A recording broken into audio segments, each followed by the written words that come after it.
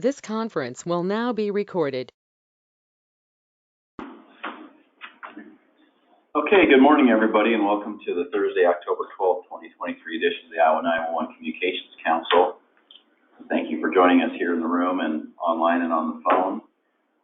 Kara, could we get a roll call, please? Yes. Chris Jasper. Jasper's here. Jeff Miller. Here. George Griffith. Mike Bryant. Who's on? Probably just in. Is Tom Berger on for the firefighters? Tracy Bearden. Here. Richard Pierce. Here. Rob Denner. Here. Adam West. Here. Taylor Teeple. Right in the forum. Okay, thank you. Could I get a motion to approve today's agenda? Here, So moved. Second, Bearden. Okay, any discussion? All those in favor signify by saying aye. Aye. Against, same sign.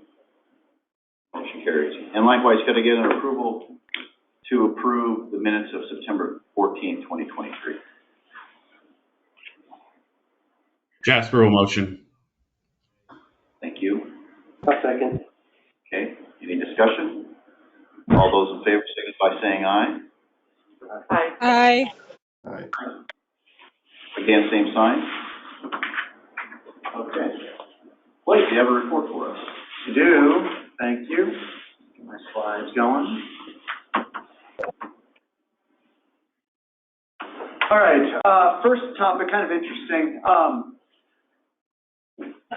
Within our department, we are looking at various ways to involve artificial intelligence to help do our jobs. So kind of that's a huge statement, big umbrella statement. So one of the things that I have reached out to Comtech and also Zetron about is what are they looking at as far as AI to help out with PSAPs. And I've heard back and had a quick meeting with Comtech. One of the things that they're looking at is using AI to help with answering administrative calls. So they are in kind of the pilot phase of this. We've had a couple PSAPs have asked this question of me, kind of separate from our interest in AI, and I've kind of linked those two PSAPs up with Comtech. So this is just kind of something to think about. If there's a PSAP out there that you might need help with staffing, and you think that this might be a way to help alleviate some of the workflow, this might be something to explore further. So nothing is tying anyone to this project. It's, like I said, kind of in a pilot phase with Comtech as well. I also know Zetron is exploring different ways to use AI, so probably more to come from that perspective. But if you are interested in learning more, just reach out to me after the fact, and we can see where that conversation leads. Over the past 2 years or so, we've held a number of in-person 911 leadership training. If you remember, that kind of stems from the strategic plan that we've been working through. So we normally do one around the fall. What we've taken and done this kind of time period is doing some recorded training and put it on our shared Google site. So we kind of did it in modules. So I think there's like 5 modules that are out there on that Google shared site. So if there are any new PSAP supervisors, or if you want to refresh your training and what we talked about in person, it's all out there. You can kind of take it on demand, if you will. So that's out there. It's just kind of a one-time thing, or at least we'll get back into the routine of having those in person, but we spent some time again kind of putting those in dedicated recording to that training as well. So that's out there. Talked in the past about the project to link 911 networks with other states. If you remember, started out with Minnesota, then South Dakota, Nebraska, Illinois. All of those are kind of fairly steady state. The next one up is Missouri. We're having ongoing calls with them. It should actually be fairly quick and easy to get them on board. So those counties that border Missouri will be able to make 911 calls, transfer 911 calls with their counterparts across the border and get Annie and Allie information with those transfers. It'll come in over 911 trucks, so a whole lot more seamless. For those that have been around a little bit, we've had text to 911 throughout most of the state for a number of years, but for various kind of technical reasons, Potawatomi County has never gotten there. I would say that their go live to text 911 is, I would call it imminent. They've done some testing, it all works. It's really just a matter of training at this point and considering it live and leaving it up and running. So that's good news. That means in every county, you'll be able to text to 911. So formal announcement coming later down the road, but wanted to give that update for those that are interested. If you remember, a couple weeks or months ago, we did a survey on kind of gauging attitudes and readiness for transferring of 911 or administrative calls into your PSAP over to 988. Which is the kind of the rebranded crisis national suicide hotline. So we've done a pilot with 3 PSAPs, and now we're to the point where we're looking to expand that. So really the next phase there is to just look at the survey results and figure out which areas might make most sense to onboard next. So that is kind of in the process. We'll start those calls up with those areas here shortly. Just kind of some updates or keep you in tune with my whereabouts. The end of October, I will be traveling to Atlanta. We'll see if there's a World Series game there or not, but for NASNA. That is my peers' state 911 administrators get together twice a year. It's normally a good time to learn what's going on at the federal level, either at the FCC or the I know, but the school's not going to sign them unless they're filled out. So good chance to learn what's going on at the national level, talk to my peers about what they're doing, best practices, things like that. So that is the end of October. Also, I will be presenting at the NENA conference here over Halloween time frame, October 30th. So that I'll be there too. Finally, and this is a transition to the next slide, we did have a work group of GIS experts in the state that took a look at our GIS standards. And it says grant standards. It shouldn't say grants. It's data standards. So that hadn't been updated in a couple of years. And the reason that we did that was NENA has just updated their GIS standards. So most of what we did mirrors that national level standard.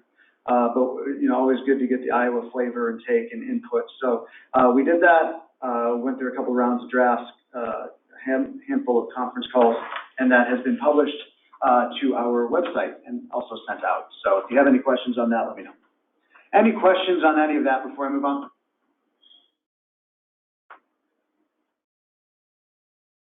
All right. Moving on then to GIS grants. All 3 months of the quarter, all 99 counties met the benchmarks. As a reminder, that includes monthly uploads at this point. So every county, every month met the benchmarks, and you can see the amount that ends up being is $321,000 for the quarter. 2 training funds for consideration and approval today. Cerro Gordo County has crisis communications for dispatchers, and Polk County is requesting EMD training. So you can see $21,000 requested today. If that is approved, there is just under $54,000 still remaining for the fiscal year that ends June 30th. The last bullet there is statewide training update. I don't think there's much to talk about there. Allie had reached out to folks to kind of pilot and look at the offerings that we have included through the Zetron contract. She's getting volunteers to kind of be part of that. More to come kind of in the upcoming months on their recommendation and what they find. That ends my part of the presentation. Is Lynn on from Zetron to talk through shared services? Yes, I am. Can you hear me? And go ahead. Okay. Next slide, please.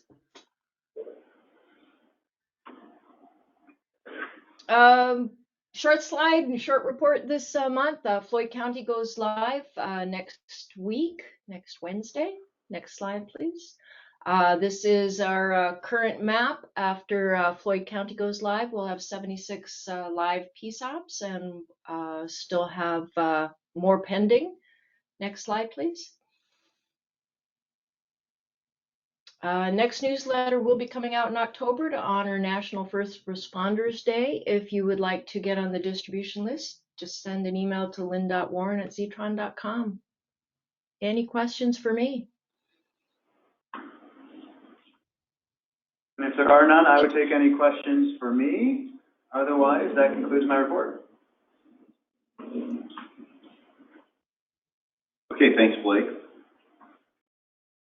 Okay, as far as the training fund request, we do have the Cerro Gordo Crisis Communications for Dispatchers for $13,500. Is there anyone from Cerro Gordo that wishes to speak on that? Hi, it's Erin Froning. I don't have anything specific to say, but if anybody has any questions, I'd be happy to answer. Okay.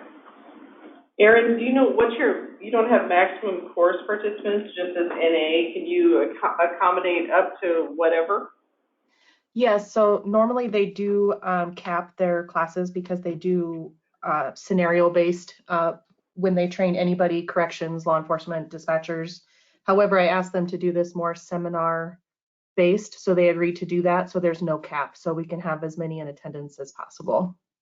Because normally they would cap it at 20. Okay, and it says that it's 16 hours, 2 days. You can do one day or both day, like you said, seminar style? Correct. Yeah, I thought we could probably capture more people that way.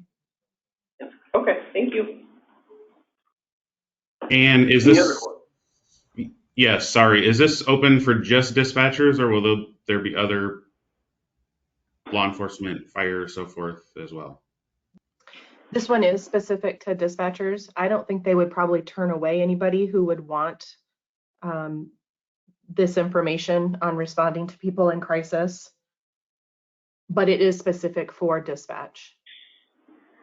Okay, thank you. Any other questions? Okay, then I would entertain a motion to approve. I'll move Bearden. Thank you. Got a second? Jasper will second. Any discussion? All those in favor signal by saying aye. Aye. Aye. Again, same sign. The motion carries. Okay, and also we have a request from Polk County for EMD training, $8,200, $12.50. Is there anyone from Polk County that wishes to speak on this? This is Brad Button from Des Moines. It's my request through Tracy. So just a quick comment on it. We've done the online EMD training, and I've had staff struggle with getting the most out of the online training itself. And there's been nothing hosted in Iowa or anywhere close to us, actually. For several months, so I thought it would be nice. I did poll the Central Iowa Supervisors Group, and there was great interest in bringing one to town. So they can take up to, I think it was 25 participants for the EMD instructor. But it all has been confirmed that the date will be November 13th. And it'll be open to anybody who needs EMD certification. And this is through Priority Dispatch. I suppose I should clarify that too.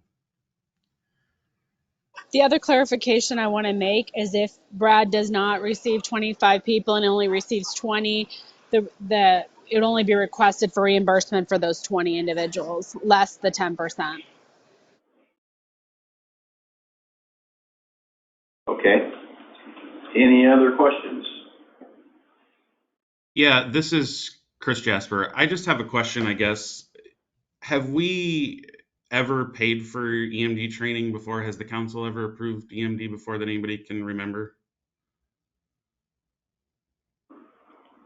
I do not recall, unless someone else does. This is Blake. I don't recall doing it either. I guess my question or my concern with this is that the policy, I don't have it in front of me, but I believe it specifically says something about initial training is not covered and that these funds are meant for over-the-top training. While I fully support EMD, I guess I just have a concern that EMD to me is more initial training for dispatchers and not necessarily an over-the-top training, if that makes any sense. So my question here maybe for Polk County would be, and maybe I just didn't understand it, sound like you've done EMD training, you're looking for something above what was considered the norm as far as basic training. You're going a little bit above basic training. Am I understanding that correctly? No, this is certification. This would be initial training. What's different is we're bringing it to town to do in person rather than the online that has become the norm, just because of the success rate, I guess, for lack of a better term, of doing it online. One thing I would offer, because I didn't know that this question would be raised, I would say that EMD is not a requirement. It is not in rule. It is not in statute. So in my mind, it would be over the top.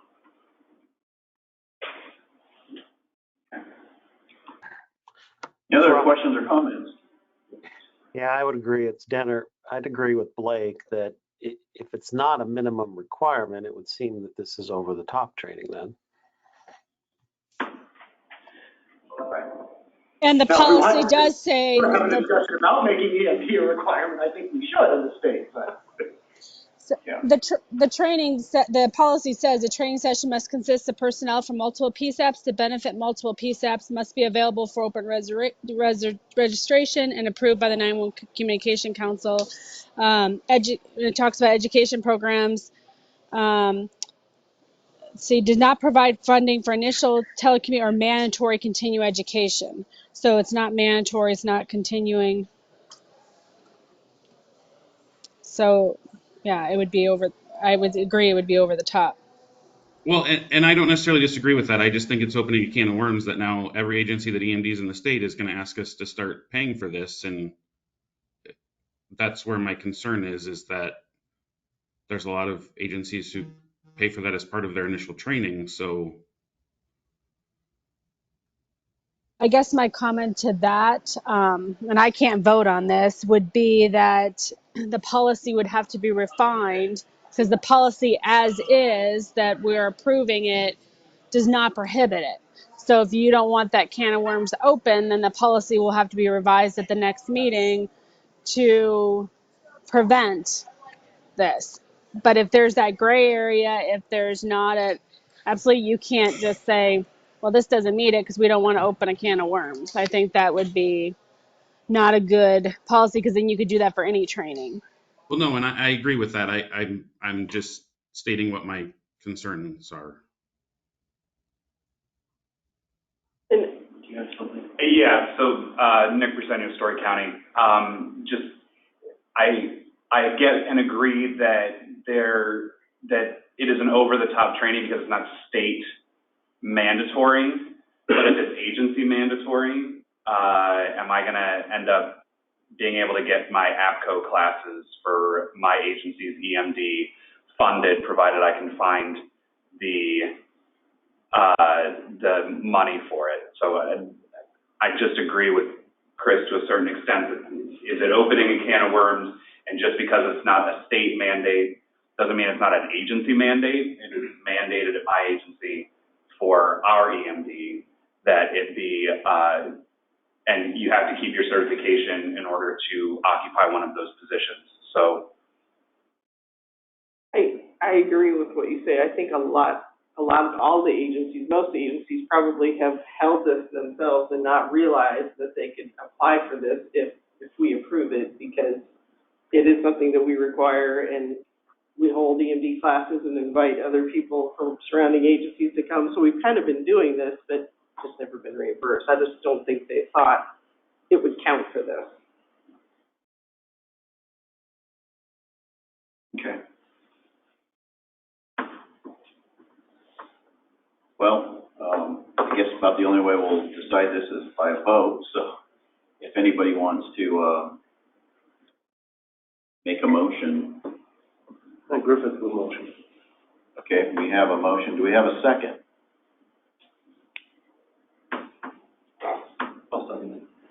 Okay, we have a second. Any further discussion? No, I just want to make sure that it's documented that I abstain. Okay. We'll take a roll call vote, please.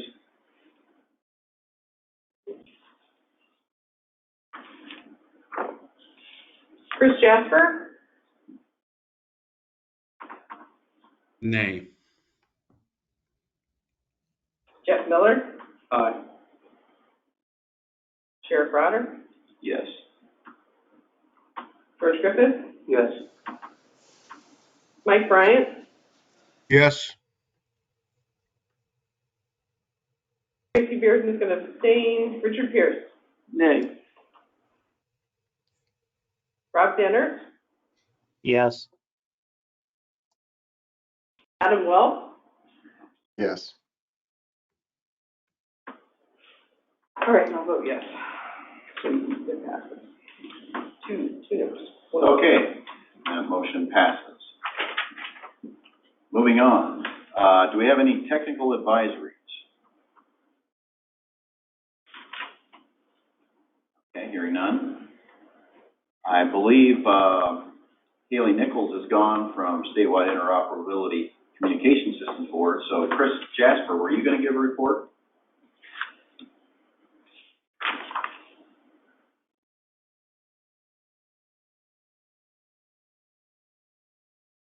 Chris, are you there? Or Angie, it's on, Angie Dobbins. Huh? I think she's talking about ILA.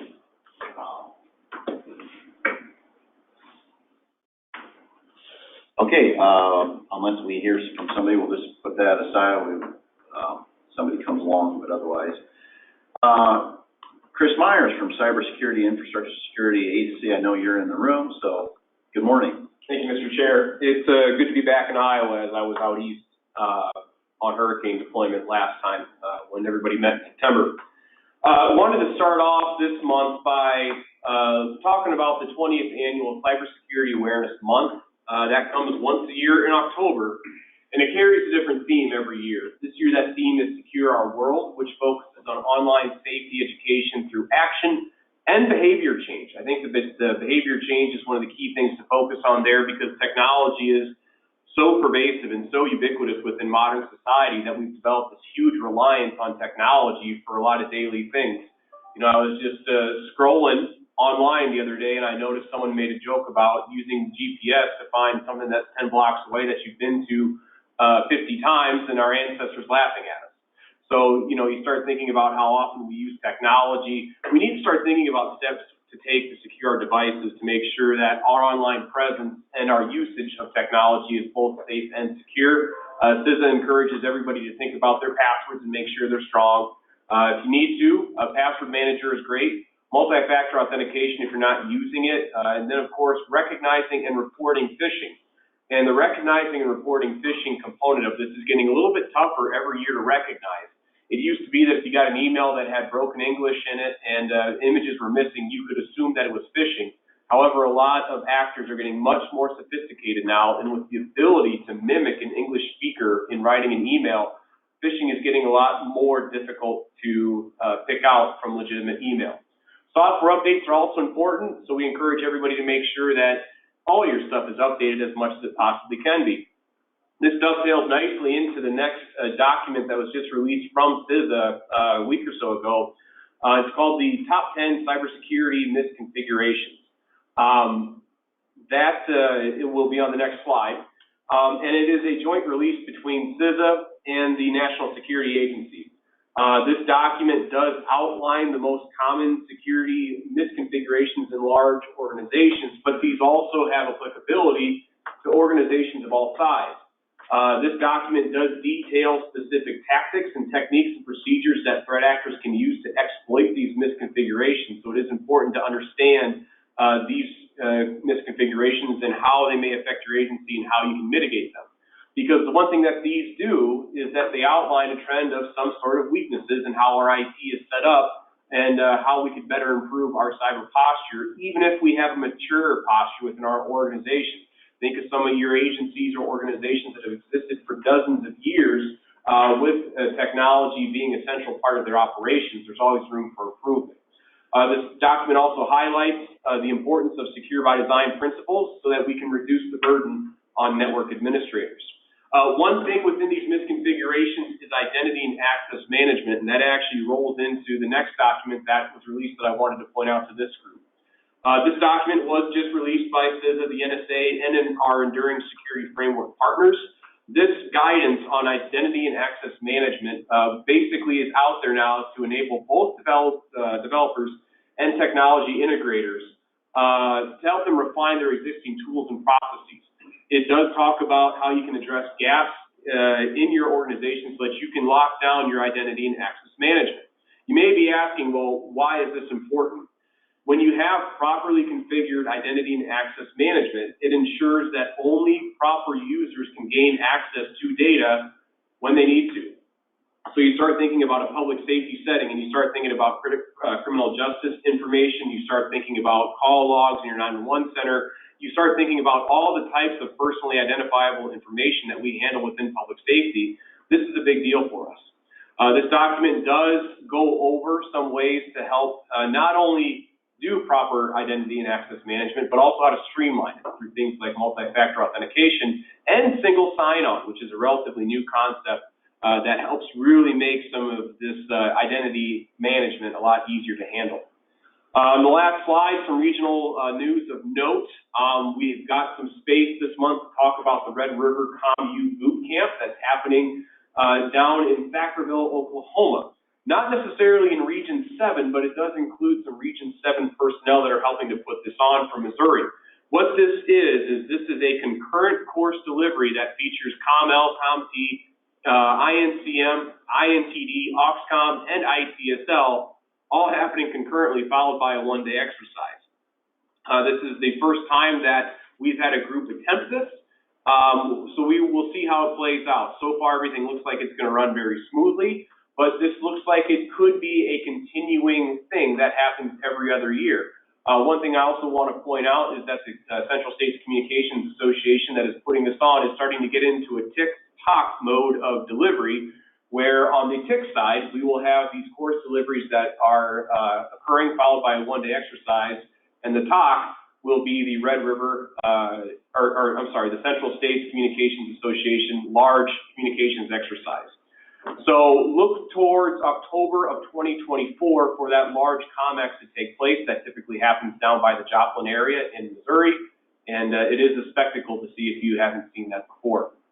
That's my slide deck for the day, Mr. Chair. I can go ahead and take any questions.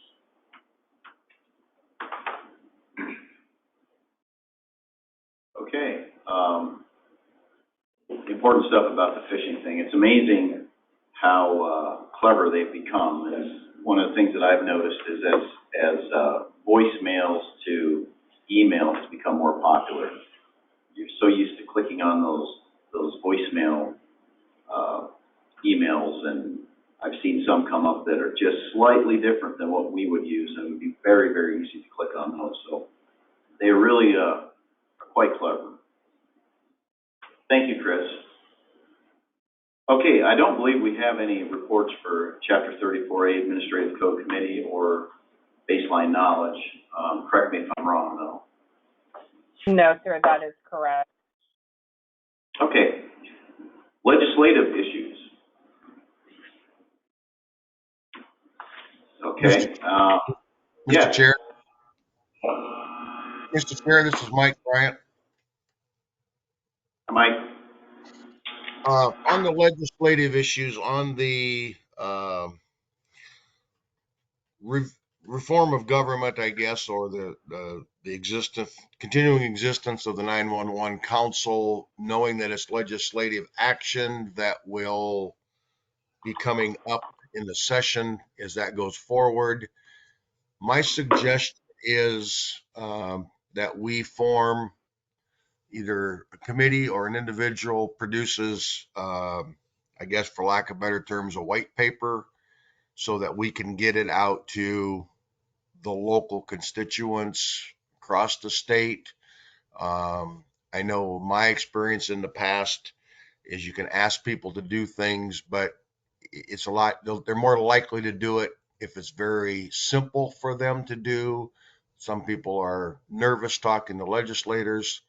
And if we could come up with a half a page or less than a page that they could talk to their local legislators back home before the session starts, and even then we're geared up, we'll find out what's working and where we stand, and if we have to revise something during the session. And I'd be happy to help, but I'm not the guy that you want to write it. right. Yes, Mike, I agree, and I think we've discussed also maybe a small, I think you basically mentioned it, a small work group or committee to deal with this, and come up with a strategic plan. You're right, we can all say we want to do something and reach out to legislators or our communities, but we need to be a little bit more organized with it to make sure that those things get done. So completely agree with you, Mike, and I think we'll be working on that in probably the coming week or so. So we'll definitely be reaching out to you. Okay, thank you. Thank you. Any others? Okay, otherwise we'll move on to information sharing. I believe Captain Pierce has something. Yes, we'd like to share with everybody that last month DPS Communications was successful in securing ARP funding for the selection and purchase of a CAD RMS system with the warrant management program. We've begun the specification development and selection process, which we anticipate will take about 6 months. And we're working with CISA and Johns Hopkins University, who came out here earlier this year at the request of HSEMD to do a study here in Iowa and to provide us information to be able to develop a CAD-to-CAD type system that could help with maybe future CAD interoperability. They're going to be helping us with that specification development, and we're going to be considering 3 vendors who are on state of Iowa master contract and agreements. And those vendors are Tyler CAD Systems, Motorola Spillman Flex, and Central Square. And we anticipate it'll take about a year to 18 months to fully implement anything that, whatever we select, once the selection process is done. So does anybody have any questions or want to know any other information in regards to that? Which Central Square product are they pitching? We don't know yet. Don't know yet. Yeah. We're just still developing everything, and then we'll invite them all into through the OCIO's office to. I wasn't sure if you'd gotten through like an RFI. We're not going to be throwing. We did an RFI here earlier in the year, but we decided we're just going to buy off state contract. Gives us a lot more latitude in development. Okay, any other questions?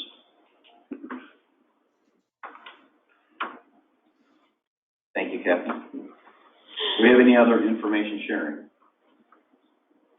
I would just mention, you mentioned the NENA conference. The Iowa NENA conference is October 30th. Iowa APCO is October 31st. And we're having it here in Des Moines area at the Airport Holiday Inn. There's still room to sign up. You can still get a hotel room through the 16th. APCO actually has 3 scholarships that they're giving away, and those are still active until the 16th. So there's still time to sign up, and the training was approved here by the school board. So healthy dispatcher should be good training. Very good. Anything else? Haley's not here. She probably would mention the CompT course coming up 2 weeks at ILEA.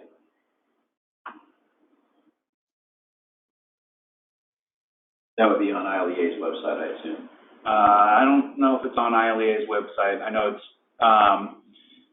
on the ISICS training website. There was enough for the class. I don't know what the totals look like for participation, or whether there were any spots continuing to be open. Okay. Any other sharing? Okay. I don't have any new business or old business or travel requests. Do we have any business from the floor, let's say in this room? Okay. Do we have any business from the floor for people joining us virtually? Mr. Chair, this is Mike Bryant again. I guess you could put me under new business, old business, information sharing, or now. So we'll go with now. Okay. I guess in light of the discussion on the training funds, obviously there was some differences of opinion by the vote. I think I understand it. I'm not 100% sure. I'll say I'm 90-some% sure. With the way the rules are written now and the guidelines, I think we have a couple choices. We can wait and do nothing and see now if, for lack of better terms, the can of worms is open and everybody applies for EMD training and there isn't any money for any other training, or we can address the issue now with a discussion and another revision of our guidelines. I don't really care which we do, but I guess I'm kind of just throwing this out as I understand it. I can't see everybody's nod, but I'd like the other council members to please weigh in and if we want to take a wait and see attitude, or if we think we need to, look at a revision of how things are, the guidelines are written. How about this, Mike? I'll put it on our agenda for next month, and if somebody wants to present something at that time, okay, as far as changing or adjusting our policy, that would be a great time to do it. Okay, yeah, I'll make sure that yeah, that's fine for me. I appreciate it. I just, like I said, I know we've visited the change guidelines a few times. I don't want to have to keep doing that, but also as new things pop up, or in this situation, a different case presents itself, and we have to look at it. So appreciate it. Thank you. Yeah, since it would be an actionable item, we'll need to make sure it's on the agenda, and I'll make sure that happens. Okay. Thanks, Mike. Okay, any other sharing virtually? Okay, hearing none, I would entertain a motion to adjourn. So move, Bearden. I have a second? Griffith, second. Any discussion? All those in favor, signal by saying aye. Aye. We're adjourned. Thank you, everybody.